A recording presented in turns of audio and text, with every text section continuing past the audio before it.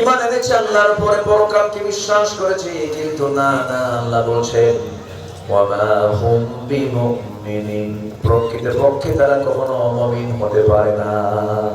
নবীর পিছনে ইক্তেদা করেছে, নবীর বিরুদ্ধে মসজিদের দেওয়াল তৈরি করে ফেলেছে। আসানের পাশে আছে, আমার নবীর বিরুদ্ধে আন্দোলন করেছে, আবার নবীর বিরুদ্ধে নবীর পিছনে নামাজও পড়েছে।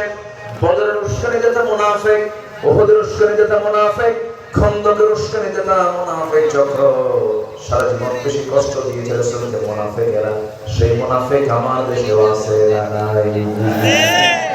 আমরা ধর্মীয় মূল্যবোধে বিশ্বাসী, কিন্তু গাঁজা খায় চিন্তা বসে থাকে। ধর্মীয় মূল্যবোধ এটা দিয়ে জান্নাত পাওয়া যাবে না। ধর্মীয় মূল্যবোধ মানে একমাত্র ধর্ম দিয়ে, ইসলাম দিয়ে সবকিছু চলার নাম ধর্মীয় মূল্যবোধ। পান করছেন নাকি আপনারা? আমার বন্ধুগণ, নবীজি সবচেয়ে বেশি পেরেশান হয়েছেন মুনাফিকের দ্বারা। এই জন্য আল্লাহ রাব্বুল আলামিন রাসূলকে স্পেশাল বলে দিলেন, ইয়া আইয়ুহান নাবিয়্যু জাহিদিল কুফফারা ওয়াল মুনাফিকিন ওয়াগলুয আলাইহিম ওয়া মা'ওয়াহুম জাহান্নাম ওয়া বি'সাল মাসীর। জোরে বলুন আল্লাহু আকবার।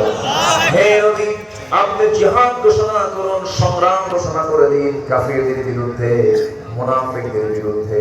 মুনাফিক কোনো কাফের নয়, মুনাফিক কোনো মুশরিক নয়, মুনাফিক এক শ্রেণীর মুসলিম নামধারী যারা কালেমা পড়ে, নামাজও পড়ে, রোজাও রাখে, কপালেও কালো চিহ্ন, কিন্তু চরিত্র হলো মুনাফিক।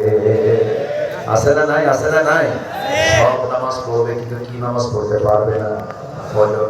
আমি প্রত্যেক গ্রাম থেকে যারা এসেছেন সবাইকে বলবো, গ্রামের ভিতরে ফজর নামাজ বাস্তবায়ন কমিটি করবে। যুবকরা তোমরা করবা, যুবকরা তোমরা এগিয়ে আসলে পরে দেশ এগিয়ে যাবে। যেমন এগিয়ে এসেছ, একদম দুপুরবেলা কি কোনো ধরনের লাঞ্চ করছো, মুরগির লাঞ্চ খাইছো, ঠিক কিনা বলে? যুবকরা তোমরাই পারবা সবকিছু চেঞ্জ করে দিতে। যুবকরাই পৃথিবীকে গড়তে পারবে, পৃথিবীকে ভাঙতে পারবে। যুবকরা কোরআনটা বুকে নাও, নামাজটা লালন করো।